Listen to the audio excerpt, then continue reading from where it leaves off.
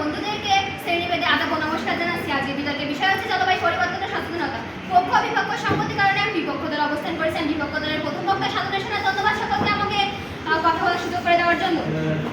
আমার পক্ষ দল মনে করেন যে জলবায়ু পরিবর্তন একটি প্রাকৃতিক চক্র, যা সৌর কার্যকলাপ এবং পৃথিবীর কক্ষপথের পরিবর্তনের কারণে ঘটে। মানের কার্যকলাপের কারণে জলবায়ু পরিবর্তন হচ্ছে।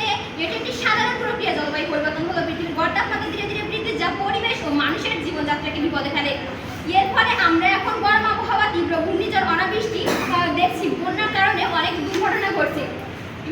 একটা উদাহরণস্বরূপ দেখা যাক, 2020 সালে যে ঘূর্ণিঝড় আম্পান হয়েছিল, সেটার মাধ্যমে বাংলাদেশ এবং ভারতের উপকূলীয় অঞ্চলে তীব্র ধ্বংসযজ্ঞ চালায়, যার মাধ্যমে অনেক মানুষ গৃহহারা হয়, তাছাড়াও অনেক মানুষের মৃত্যুবরণ করে। 2024 সালে নাসা ও নয়ের তথ্য অনুযায়ী 2023 সালে ছিল ইতিহাসের উষ্ণতম বছর। পৃথিবীর গড় তাপমাত্রা ছিল প্রাক শিল্প যুগের তুলনায় 1.88 ডিগ্রি সেলসিয়াসের বেশি।